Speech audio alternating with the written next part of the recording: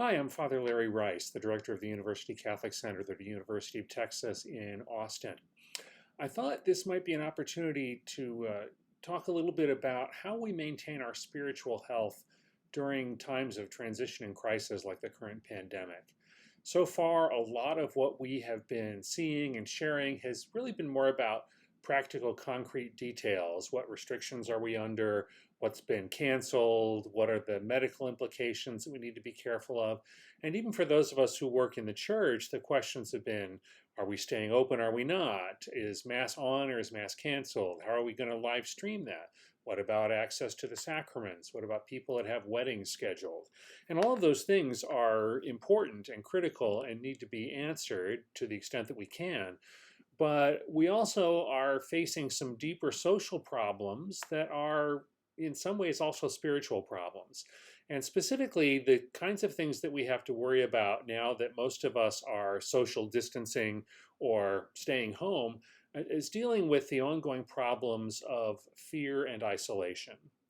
Our spiritual practices and our spiritual communities are the things that provide us with comfort and meaning and hope that help us deal with fear. And communion and belonging are the things that help us heal isolation. So, what do we do when our communities and our spiritual practices are unavailable? Well, I have some thoughts and some suggestions that I hope you might find helpful. First of all, if we start looking at this spiritually and theologically, we Christians believe that we are the body of Christ together all the time and not just when we gather for worship. And so we remain connected spiritually, both with our brothers and sisters in the faith on earth and also with the saints in heaven. There are lots of resources out there online for how we pray through a spiritual communion when we can't receive actual Eucharist communion. And you can Google those for more information on what those might look like. But we believe that we stay connected and that our participation in the Eucharist is the source and summit of our faith, but it is not the entirety of our faith. And we stay connected to each other spiritually because we are the body of Christ together. I think it's also worth mentioning that as disciples of Jesus Christ, we still have work to do. All those things that Christ asked of us as his disciples and that we take on as part of our mission through our baptism are all things that we still need to pursue. So, for example, we need to be carrying out the work of evangelization. Now, that's harder when we are socially isolated or distancing ourselves from other people physically, but there are ways that we can let our faith speak through the ways that we decide to live. So, struggling to live a virtuous life and doing the things that Jesus asked us to do are all the things that will give our faith credibility and will help people see who we are. And in particular, let them see our joy. In times of uncertainty and danger and doubt, people need to see that Christians are still joyful people. As disciples of Jesus, we are constantly called to serve, and especially to serve the poor.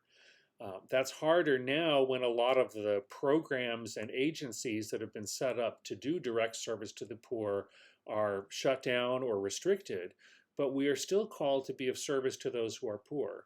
And given the economic impact of our current situation, there are going to be a lot more of the poor that are going to need our help. So we should be looking for opportunities to give and to serve those who are going to be most in need. Disciples of Jesus are also called to work constantly for the common good.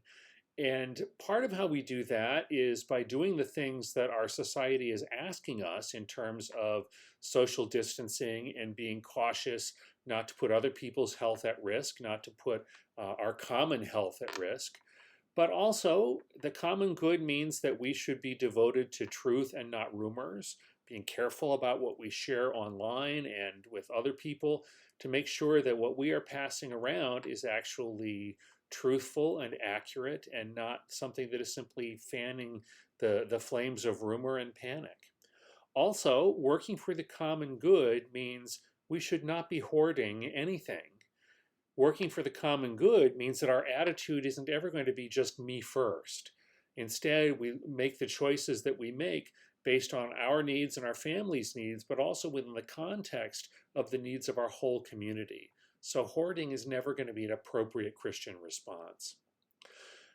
We also, as disciples of Jesus, have a commitment to continue to work for justice in the world, to respect human dignity and human life. And in times of social stress, it's easy for us to retreat into attitudes and sometimes even policies that might tempt us towards injustice, and that must be resisted. All of these things, evangelization, service of the poor, working for the common good, and working for justice in the world, we don't get a pass on any of these just because Mass is canceled. Part of how we live out our Christian faith in these times is to do the things that Jesus asked his disciples to do. Anytime we are in a crisis or facing transitions or changes in routine, all of those things can diminish our resistance to all kinds of temptations. So when you're feeling out of balance, when you feel like your spirituality is not where you want it to be, I just want to encourage you to reach out to a friend, to a spiritual director, a clergy person, or counselor for help and to talk about how those things are going for you. We can do that by phone call, by video call. There are lots of different ways to reach out and stay connected. And all of those things are important to help us maintain our spiritual balance. If you're finding that you suddenly have too much time on your hands, maybe you can plan a few days of at-home retreat time.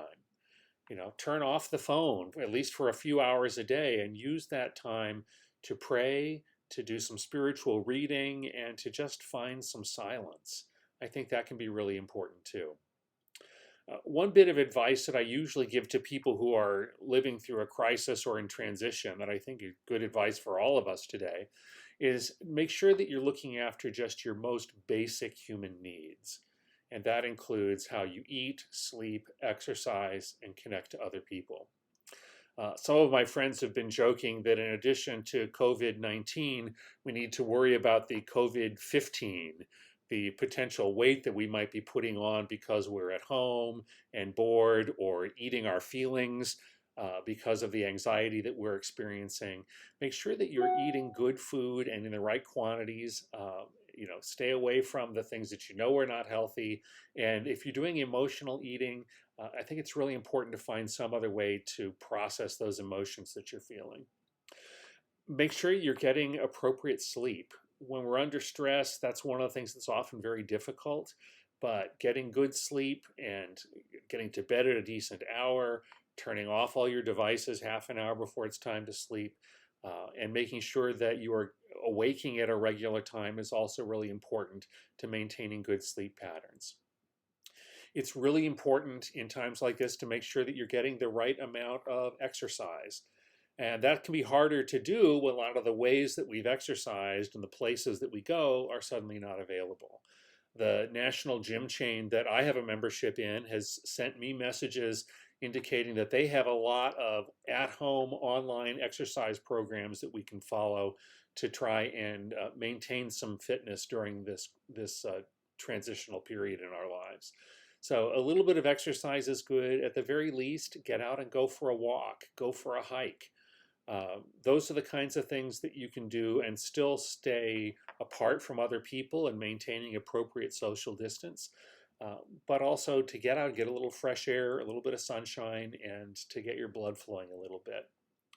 One of our other most basic human needs is the need for connection.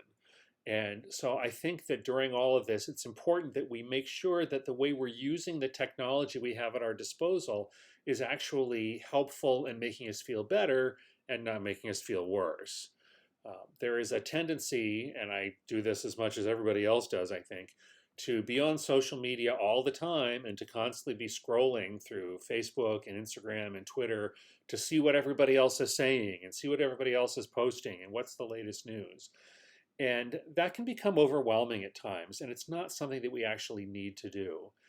Instead, we ought to think about using our technology to connect directly to people.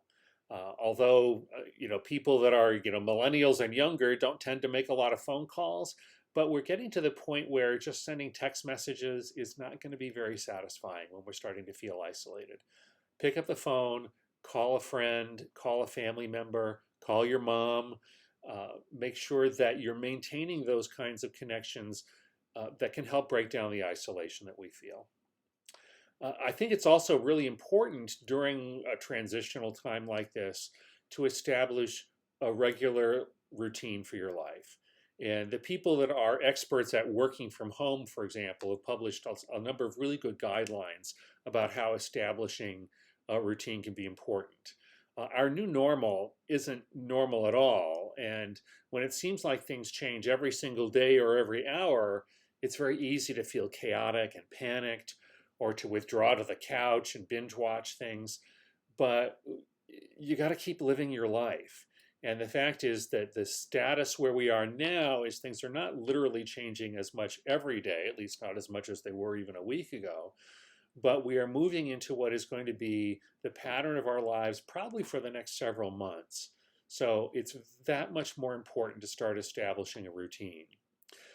Even as much as it's a temptation just to kind of slack off and take things easy, I think it's important every morning to get up, to get showered, to get dressed, and ready for the day. There's a temptation to kind of stay in your jammies and sit in bed and slack off all day, but that is going to result in boredom fairly quickly. And I think that part of how you establish that routine is first thing in the morning to get up and shower and get dressed and be ready for the day. It's also really important to plan your time throughout the day. All of the things that previously have given us a lot of structure to our lives, things like work and school and meetings and schedules, a lot of those are just off the table right now. So you've got to set your own time for when you're going to be working, when your recreation time is, planning time for exercise, for meals, for communication, and also planning time for prayer. When things seem out of kilter and people feel a little panicked, it's often really difficult to plan, especially for things like prayer and communication with other people. But I think having a plan is really important. If you live with other people, it's important to communicate to them what your schedule is going to be as you're establishing a routine, so they will understand and respect when the times are when you are going to be working, when you're going to be exercising, what your times for prayer are. Those kinds of boundaries are going to be really important. Part of that establishing routine, I think, is also avoiding unnecessary distractions. And when everything seems like a distraction, that can be really hard. But as our routine settles down a little bit and things become a little bit clearer about what our life is going to be like in the next few months, I think it's going to be really important to keep our news breaks, our seeking information about what's new and what's next, to really keep that to 2 or 3 times a day. Now that we're basically locked down, we don't need constant updates, and the endless scroll through social media looking for some other tidbit of what might be going on, it's just not going to be helpful anymore. I think another way that we can maintain our spiritual health during the midst of all of this is to create something. One of the ways to stay centered and to nourish your spirituality is through creativity. And for most of us who aren't full-time creative people, we usually feel like there just isn't enough time in our schedules for the creative pursuits that we might want to try or might want to refresh. So here are some suggestions for some creative things you can do to nourish your spirit through all of this. First of all, consider starting a journal. That writing gives you a chance to process your thoughts and document your experiences. And in the future, we'll be able to look back on that and remember what we went through and understand the lessons that we learned there. And someday, those journals might be something really important to pass on to your children or grandchildren.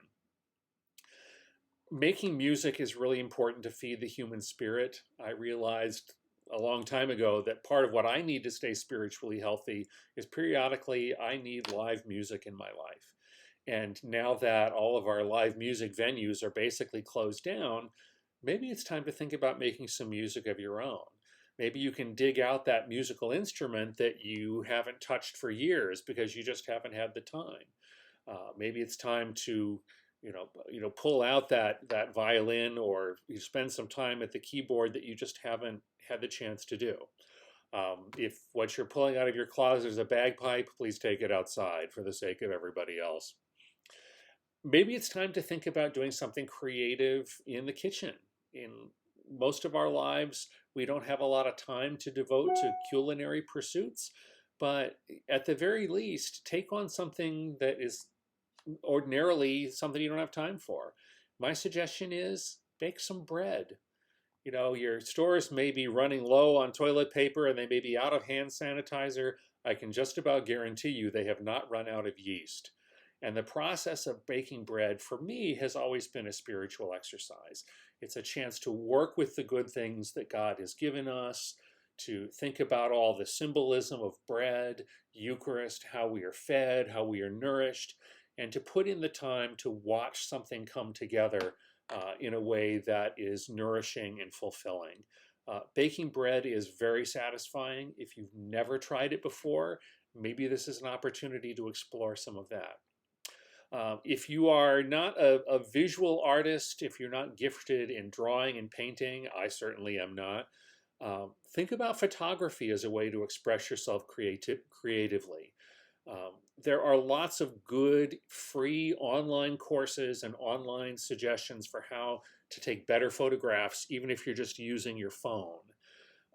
Take your phone for a walk, go around your neighborhood and look for signs of life, signs of hope, and shoot some photos and spend some time reflecting on those and posting them online and sharing some of that as a creative experience. One of the other ways that we can kind of express ourselves creatively, but also to be a sign of hope for ourselves and our families and our neighbors, is to plant a garden. Think about getting out there in the soil, get outside, and put a garden together. Grow some vegetables, even if it's just in a couple of containers on your patio or your porch. Things that you put in the ground right now may have some really wonderful vegetables for you in as little as 2 months. To plant a garden is always a sign of hope, and it also gets you out in the fresh air and gives you a chance to express yourself and to feel like you're building something that's going to have some benefits and some grace for you in the future. Through all of this, please remember that those of us who are working in the church and working for the church want to be as helpful and supportive as we can. I know here at the University Catholic Center, we are setting up facilities so that we'll be able to do group meetings online, but we are also happy to talk to you by phone. We can do video calls through FaceTime and Facebook Messenger and through Google. If you want to have one of those meetings, please reach out. If you are part of our congregation here in Austin, we would love to chat with you. If you are friends from across the country that we haven't heard from in a long time, this would be a great time to reconnect. If you are somebody who's part of another faith tradition who's watching this video, reach out to your own spiritual leaders, to your mentors, and reconnect with them. What we're finding is that in times of isolation and fear, it's all that much more important to reconnect. And fortunately, we live in a time when technology has given us the tools to do that. In the midst of all of this, wash your hands, stay home, stay healthy, and know that you are all in our prayers and that we are hoping for the best and trusting in God's providence to get us through what is a very difficult time for everybody. Thanks for listening, and God bless.